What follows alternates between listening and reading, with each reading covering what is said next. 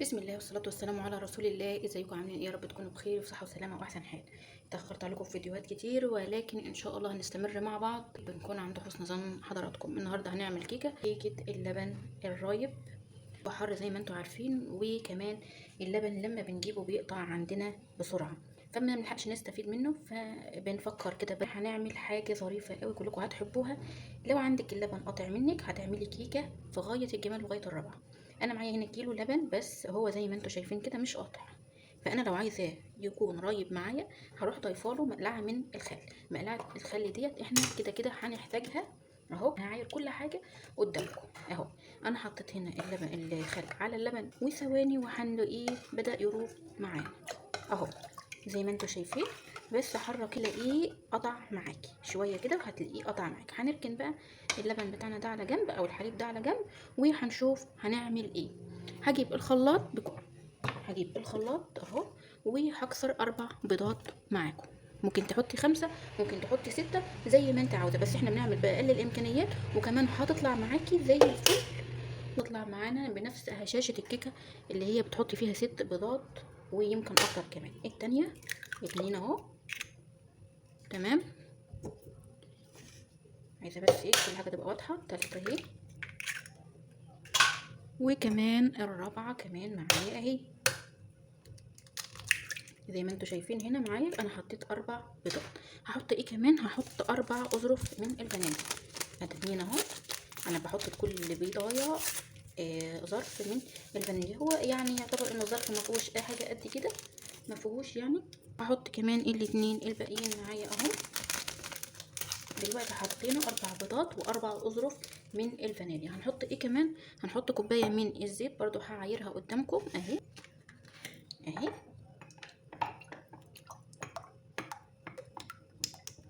كوبايه تكون كويسه كده من الزيت اهي. تمام تمام. وكمان كوبايه من السكر، بس انا هجيب كوبايه تانية علشان الكوبايه ديت اهي زي ما انتم شايفين. ادي الكوبايه التانية بتاعتنا، هنحط فيها كوبايتين من السكر علشان انا هعمل 4 كوبايات من الدقيق. ادي اول كوبايه اهي. تمام، هنزلها كده في الخلاط، وهحط كوبايه تانية بس مش هحطها مليانه، يعني المعيار بتاعنا كوبايتين الا ربع. تمام، كوبايتين الا ربع حلوين قوي معاكي، وهيسكروا لك الدنيا وهيخلوا لك الدنيا ايه تمام وزي الفل. طيب اخر حاجه بقى هنحطها كده، احنا خلصنا السكر. اخر حاجه هنحط اللبن الرايب اهو. لو عايزه تحطي اللبن يدفي معاكي حطيه، هتلاقيه معاكي راب، لان احنا حطينا فيه مقلعه الخل، فالدنيا هتبقى ايه تروب معاكي كده. هنحط الكلام ده اهو، وهبتدي اضرب الخلاط وهزود زي ما انتوا شايفين كده. ضربنا الخليط بتاعنا اهو، وكمان جبت طبق كده كويس عشان ايه نحط فيه الدقيق. نجيب كده ايه مصفى، اي مصفى عندك، وهتبتدي تنزلي كده بكوبايه. انا هحط 4 كوبايات اهو. ادخليه علشان تحصلي على النتيجه المرضيه بالنسبه لك. هحط كمان كوبايتين الباقيين. كل حاجه على عينك يا تاجر. انا حتى بعاير اهوت قدامكم الكيس اللي انا جايباه، يعني دقيق لجميع الاغراض اهو. ده التانية اهو، الكوبايه التانية اهي زي ما انتم شايفين اهو. بصوا انا ايه يعني انا هعمل نص كيلو من الدقيق. الكوبايه التالتة اهو، وكمان الكوبايه الرابعه اهو. تمام كده يا جماعه لحد كده 4 كوبايات من الدقيق. هبتدي كده بقى دلوقتي ندخل الكلام الجميل ده مع بعض اهو زي ما انتوا شايفين كده. هندخله وهرجع لكم. وصلت اهوت لاخر الكلام. طيب هحط ايه بقى؟ هحط ظرف من البيكنج باودر. طبعا البيكنج باودر ده ماده رافعه، وبيكون لازم منه في الكيك زي ما احنا متفقين. انا قبل ما اشتغل اي حاجه وقبل ما المس اي حاجه انا مشغله الفرن. انا حاطه على درجه حراره 180، والفرن لازم يكون فرن سخن. ولما تدخلي الكيك ما بتفتحيش عليه غير بعد 45 دقيقه. لو انت بقى شاكه في الموضوع او مش عارفه تحسبي له، اول ما تشمي ريحه الكيك بدات تظهر فبتروحي على طول اختباريه بالخل زي ما هتشوفوا معايا دلوقتي. يعني هنا كده خلاص، هنا الدقيق معايا زي الفل مفيهوش اي تكتلات.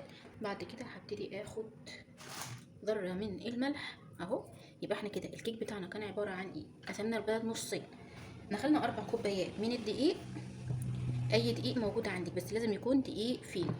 دخلنا 4 كوبايات من الدقيق مع ظرف من بودر، وكمان ذره من الملح. ذره الملح ديت يعني معلقه صغننه، بما ان احنا هنعمل 4 كوبايات من الدقيق.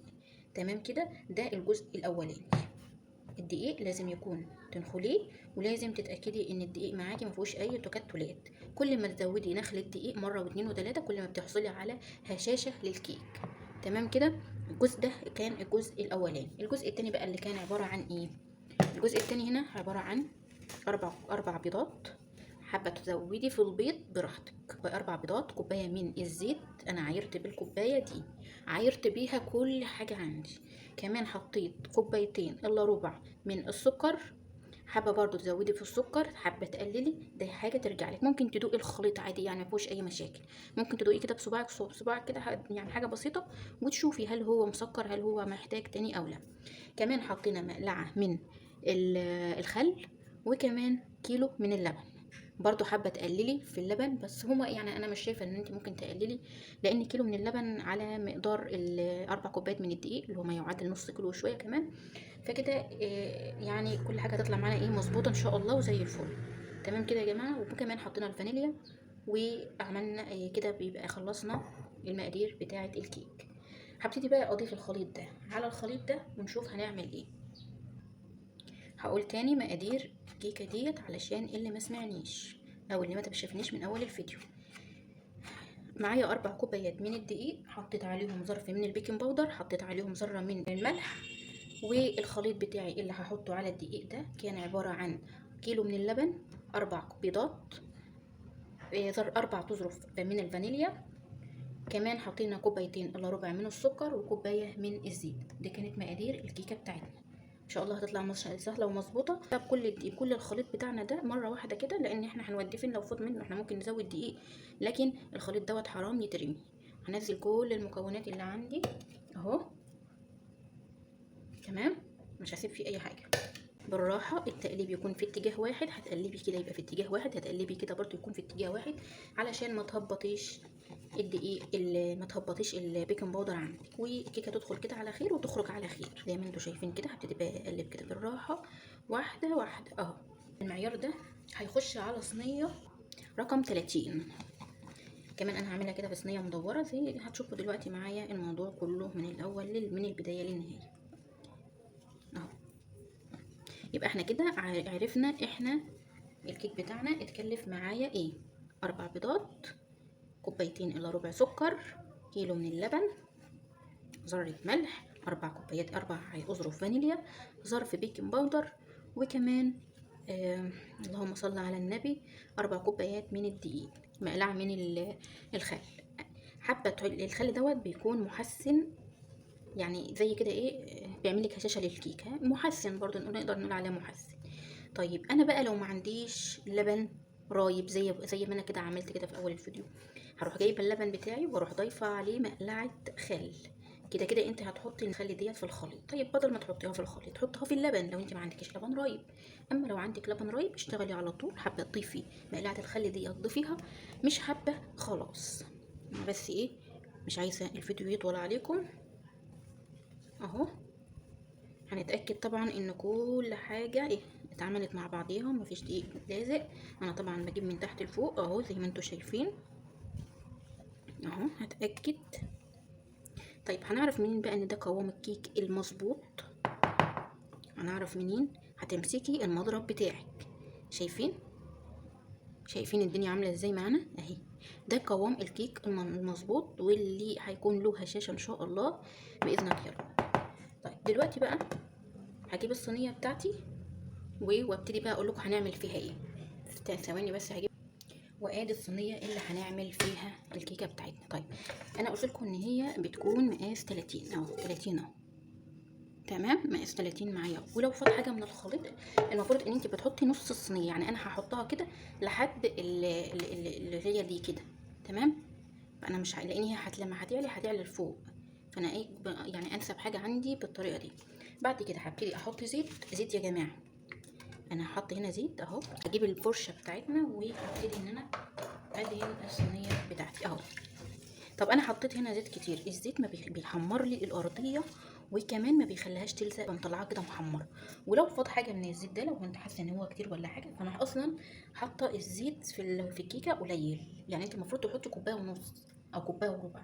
فانا بدل ما اعمل الكلام دوت واهدر زيت كتير، فانا اكتفيت ان انا احط هنا في الارضيه شويه زيت.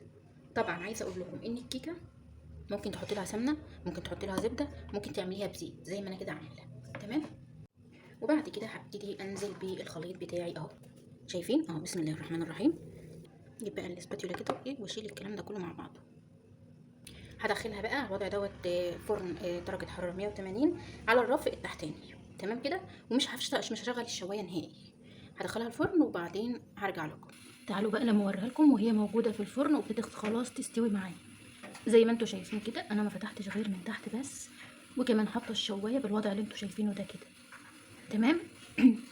هنا برضو الشوايه مش مفتوحه اهي، الشوايه مقفوله خلاص. يبقى انت بتحطي الشبكه بتاعه الفرن بتاعتك زي ما انا حطاها كده، وكمان بتولعي النار زي ما انت شايفه، وبتسيبيها تستوي معاكي وش وارضيه.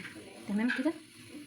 انا طبعا فتحت عليها لما ابتديت ان انا اشم الريحه، واطمنت ان هي خلاص متمسكت او مسكت نفسها.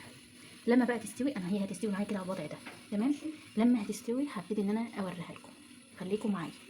تعالوا بقى نعمل الاختبار اللي انتوا عارفينه. انا جبت اهوت خله عاديه بتاعت شيش طاووق، وهبتدي ان انا احطها في النص بتاع الكيكه بالطريقه دي اهي. تمام. انا هنا وصلت للارضيه، بسم الله ما شاء الله، ارتفاع حلو قوي. انا هنا اهو زي ما انتوا شايفين، هي يا رب تكون واضحه، هي هنا كده لسه ما استوتش. انت بقى لو عندك القصه دي بقى هتعملي ايه؟ هي هنا عندي من تحت احمر، تمام، فصلت اصلا من تحت اهي. طيب انت بقى هتعملي ايه؟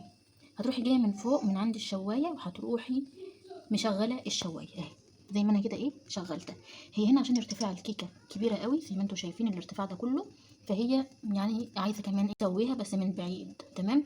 طيب هي هنا كده ايه خلاص، هي اتاخدت وشي معايا وزي الفل، وبسم الله ما شاء الله عليها ارتفاعها بسم الله ما شاء الله عليها. يعني انت لو عايزه تعملي بيها كيكه جاتوه هتبقى ولا اروع. طيب انت هتعملي ايه بقى؟ انا هنا طفيت تحت اهو، مفيش تحت مفيش اي حاجه قايده اهي، ولكن فوق انا فتحت الشوايه، فتحتها على نار هاديه. تمام. وخليت مستوى الكيكه نفسها، مستوى الكيكه خليتها على الارضيه، بحيث ان تكون بعيده عن الشوايه، عندي. وهسيبها ربع ساعه بالظبط او 10 دقايق، وهختبرها نفس الاختبار تاني معاكم. تمام. انا هنا علامه الاختبار ان هي لسه ما استوتش معاكم اهي، زي ما انتم شايفين. هي هنا ايه يعني جزء مستوي وجزء لا. يبقى احنا علشان نعمل الاختبار ده لما يكون الكيكه معانا ارتفاعها كبير على الصينيه تخينه، فبتاخد سوى غير اللي هي بتبقى رقيقه.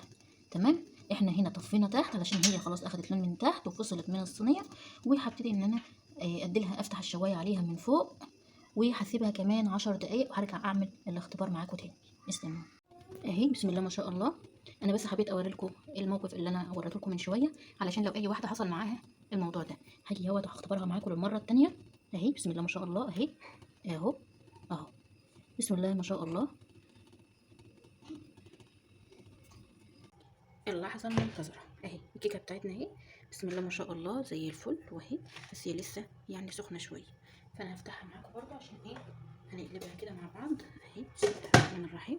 بسم الله بسم الله بسم الله بسم الله. اللحظه المنتظره بسم الله. يا رب ما تكسفنيش اهي. الارضيه اهي زي الفل،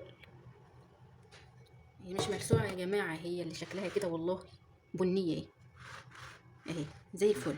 تمام اهي. تعالوا بقى نقطع كده ايه قطعه ونشوف نشوف. بسم الله الرحمن الرحيم اهو. هبتدي كده بسم الله اهو. مش عايزاكي تتهردي، اوعي تتهردي اهو.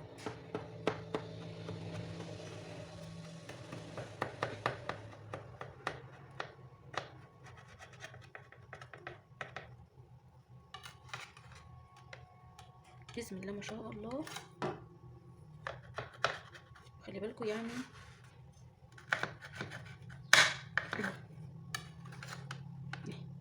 شايفين يا جماعه الارتفاع بتاع الكيكه بتاعي عامل ازاي اهو. شايفين من هنا مستويه وزي الفل اهي. تمام. عايزه بس ايه اوريكم الهشاشه بتاعتها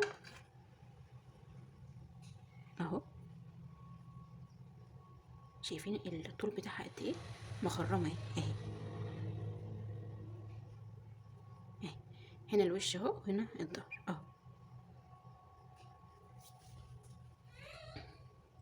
تمام كده. بسم الله ما شاء الله عليه.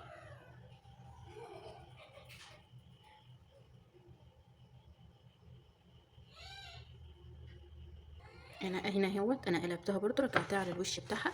كنت بس عايزه اوريلكم الظهر شكله ايه. شايفين خرطه الكيكه وجمالها. على فكره هي تبان معاكم يعني ان هي عامله لان هي لسه سخنه.